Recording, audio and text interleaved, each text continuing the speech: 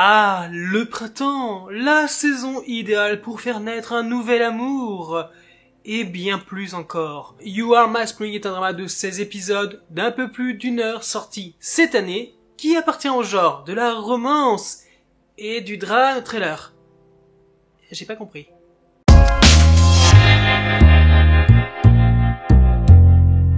Le drama nous amène sur le quotidien de Kang Da-jeon, jeune femme responsable de la conciergerie d'un grand hôtel de renom, qui malgré son poste haut placé a une vie amoureuse désastreuse, car elle ne sort qu'avec des hommes qui finissent par la blesser. Ju Yeon-do, quant à lui, est un psychiatre déterminé qui s'est donné pour mission de redonner le goût de vivre à tous ses patients, malgré les cicatrices qu'il garde et qu'il ne parvient pas à guérir. Alors qu'ils emménagent tous les deux dans le même immeuble, ils se rencontrent au travers d'amis communs et commencent à sympathiser jusqu'à ce qu'une tragédie réouvre leurs blessures pour mieux tomber amoureux. Sérieusement, qu'est-ce qu'on a vraiment regardé? Parce que quand tu te prépares à regarder ce drama, déjà tu as le titre You Are My Spring, quelque chose qui semble léger. Quand tu vois les affiches, quand tu regardes les trailers, si tu regardes les trailers avant de commencer un drama, mais surtout quand tu commences le drama et tu vois ce générique qui est animé, coloré, qui a l'air de présager une romance de ce qu'il y a plus classique, peut-être mignonne. C'est pour ça que tu ne comprends pas, car quand tu commences le drama, la première chose que tu vois, c'est un meurtre. Parce qu'en fait, on va catégoriser ce drama comme un drama romantico-psychologique, qui va étonner par ses personnages double face et ses ruptures de ton continues. Je sens que tu es déjà perdu, alors qu'on est qu'au début, mais en gros, tu peux placer ce drama entre la romance, le drame psychologique et le thriller. À cause de ça, dès le premier épisode, eh bien le drama t'intrigue quand même beaucoup, et parvient à te convaincre grâce à son mystère, son sens de l'atmosphère, et une galerie de personnages troublants. So Yeon-jin se fond à la perfection dans la peau de Da-joon, une trentenaire d'aujourd'hui attachante mais immature dans les relations amoureuses. Celle qui est souvent appelée la reine de la comédie romantique a vraiment le chic pour incarner les femmes modernes qui ont du mal à se définir. Car ici, son personnage Da-joon ne semble pas armé psychologiquement pour détecter une quelconque relation toxique. Je vais pas vous mentir, quand j'ai vu que c'était elle qui jouait dans ce drama, qui avait le lead féminin principal, la question ne s'est même pas posée. Direct dans la liste, direct dès que ça sortait, je regardais, puisque j'avais adoré cette actrice dans Temperature of Love, l'un de mes dramas favoris. D'ailleurs, tu peux toujours retrouver la critique de ce drama sur ma chaîne si tu ne l'as toujours pas vu. Kim Dong-wook en Yeon-do dégage une certaine chaleur et un charisme doux, mais également peut se montrer impénétrable. Bien que thérapeute spécialisé dans le comportement, ce sont ses choix et ses jugements sur soi qui nous étonnent. Le gars va quand même épouser une femme qu'il connaît à peine pour lui sauver la vie, et divorcer quand elle ira mieux, ou même va jusqu'à favoriser une amitié pour pouvoir cacher ses sentiments à ceux qu'il aime, pour pas les blesser. Bizarre le gars. Quant à Yoon Park, il est manipulateur dans ce rôle, contrôlant nos émotions en passant avec une dextérité rare sous ses deux casquettes ou rôles, du prétendant attendrissant d'un côté et du stalker qui fait froid dans le dos de l'autre. Je l'ai déjà dit plusieurs fois, mais j'adore véritablement les acteurs qui jouent deux rôles dans un même drama. Des rôles qui sont complètement différents. C'est là que tu vois tout le potentiel, tout le talent de ces acteurs, et je suis fan de ça. Littéralement.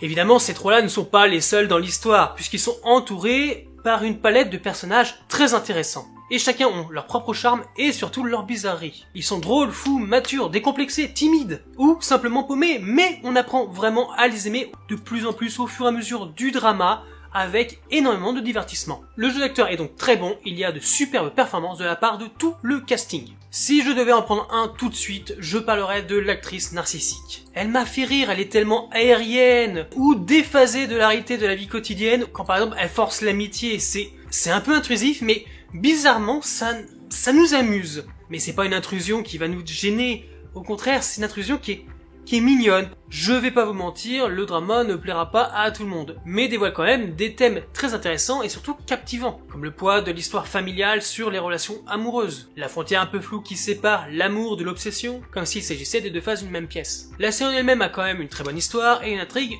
assez intéressante. Il y a beaucoup de suspense, de mystère, et tout le long du drama est quand même très bien rythmé. Tu vois, on n'a jamais l'impression que les choses vont trop vite. Non, on prend vraiment le temps de mettre les choses bien en place. Base, les intrigues, le déroulement, si bien on s'ennuie pas et que le temps paraît absolument pas long. En plus, niveau direction artistique, on est quand même sur un style visuel bien léché. La réalisation fait vraiment des merveilles, des étincelles dans les moments de tension psychologique. Mais par contre, elle va s'avérer peut-être un peu moins brillante dans les scènes du quotidien où nos personnages auront plus l'air statique. Les deux intrigues, les deux thèmes du drama, c'est-à-dire romance d'un côté, thriller de l'autre, sont très bien conçus, chacune de leur côté. Mais la façon dont les deux s'entremêlent est extrêmement maladroite et nous lasse au bout d'un moment. Ça aurait pu être vraiment intéressant, mais non. C'est pas la première fois qu'on voit ça, c'est-à-dire des thèmes qui s'entremêlent entre thriller, romance ou romance politique ou autre chose. Généralement, c'est un vrai travail d'entremêler ces deux thèmes, les deux intrigues, pour en faire un tout cohérent. Mais ici, ça ne fonctionne pas. Même si le drama nous fait nous demander si les traumatismes d'enfance conditionnent les relations amoureuses futures, on ne peut être que perplexe parce que le drama échoue à nous donner une bonne réponse. Et ça, c'est la faute de la dualité d'intrigues de thèmes dont je vous parlais. Déjà, le trailer va se reposer sur un schéma hyper alambiqué, nous faisant croire à trois possibles meurtriers tout du long, qui se renvoient constamment la balle en s'accusant l'un l'autre. Plus on avance dans cette partie de l'histoire et plus techniquement on devrait avoir de plus amples informations, ça devrait être plus clair, plus intéressant, eh bien non. Ça ennuie plus qu'autre chose. Pour au final ne plus avoir aucune idée de ce qui se passe puisque on a mis ça de côté, ou s'en foutre complètement. Je te jure, quand on comprend tout, parce que on va évidemment tout comprendre, ma réaction ça a été juste... ok. Juste ok, alors que généralement ce genre d'information c'est le feu, c'est l'apothéose du drama, la révélation finale quand même, et là non, c'est juste ok. Et tu sais le problème, c'est simplement à cause du montage qui est relativement foireux, parce que tu vas avoir séquence thriller, séquence romance, séquence thriller, séquence romance qui vont s'enchaîner comme ça, constamment, très maladroitement, au point de parfois te demander si on ne demande pas de faire un choix entre l'intrigue que tu veux suivre. Honnêtement, moi, il n'y avait pas photo, c'était romance directe. Non, parce que, faut pas déconner, le trailer est tellement décousu, les séquences essaient de se renvoyer la balle, mais tu t'en fiches. Il y a des moments, t'es à fond dans la romance, par exemple, et là, d'un coup, cut, on part sur une séquence trailer. Ça te coupe dans ton élan. Ça te saoule. Honnêtement. D'ailleurs, je pige pas pourquoi ils ont essayé de créer des liens entre les personnages depuis leur enfance, si c'est pour n'en faire quasiment rien en termes de construction et d'intérêt. C'est une perte de temps. Bon, j'exagère, il y a quand même des petits liens qui se font, mais c'est trop succinct, c'est pas assez pour vraiment intéresser. Et honnêtement, on s'en fiche parce que nous, ce qu'on veut voir, c'est comment nos personnages vont tomber amoureux, ou vont simplement connaître un véritable amour. La romance est la véritable réussite du drama. Mettre en scène une idylle entre une habituée des mauvais choix, des mauvais partenaires, et un thérapeute au quotient émotionnel ou amoureux quasi nul, c'est fort, et c'est constamment hilarant devant la naïveté dont font preuve nos deux personnages. Ah, mais attention, naïveté, certes, mais une naïveté extrêmement attendrissante. Et voir se démener pour construire quelque chose, car aucun d'entre eux n'a une vraie relation amoureuse, adulte et mature, c'est top. Et ceci, super mignon, c'est doux, c'est langoureux, c'est tout ce que j'aime quand je regarde des personnages tomber amoureux. On dirait vraiment deux gamins qui découvrent ce qu'est l'amour. Et ils vont alors tout expérimenter. Tu vois, du genre de... c'est toi qui raccroche. Non, c'est toi qui raccroche. Non, c'est toi. Allez, non, non. Tu vois, ce genre de choses.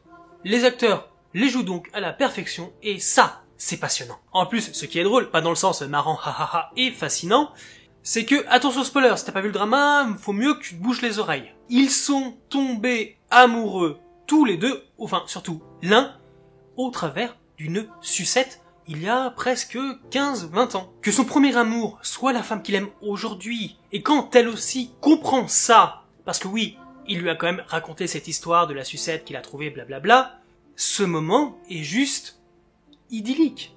Il n'y a pas besoin d'explication, parce que toute la compréhension, toute l'intensité passe par leur regard, leur sourire. Il n'y a pas besoin de plus pour valider leur happy end. C'est juste très fort. Juste ce que j'aime dans l'actorat asiatique. Tout passe par les émotions, par le corps. À côté de ça, on a des romances secondaires, des romances qui ne sont pas en reste, parce qu'elles sont relativement matures, développées, inspirées selon les cas, et font fi de toute contrainte d'âge ou de situation, que ce soit notre actrice narcissique avec son idole, ou la meilleure amie de notre héroïne avec un personnage qui lui est lié, mais dont elle ne devrait pas tomber amoureuse.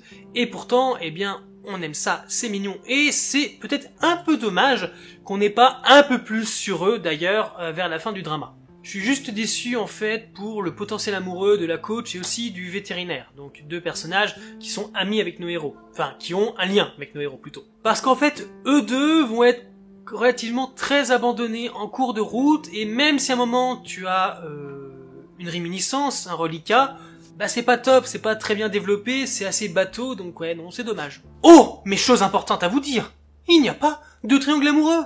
Yes! En fait, c'est pas vrai, il y aurait pu en avoir un dès le début, mais malheureusement, le potentiel de celui-ci chutera rapidement. Et par la suite, il n'y aura aucune chance d'en développer un autre, sauf si on aime le masochisme. En somme, c'est un drama que j'ai beaucoup apprécié et j'ai pris beaucoup de plaisir à regarder. Parce qu'il possède des personnages simples et torturés, une romance qui est douce mais aussi mature. Il a des thèmes très bien exposés, malgré une partie de trailer qui peine à convaincre de plus en plus au cours du drama. Mais une chose est sûre, Your Mask n'est absolument pas la romance de saison auquel on pouvait s'attendre.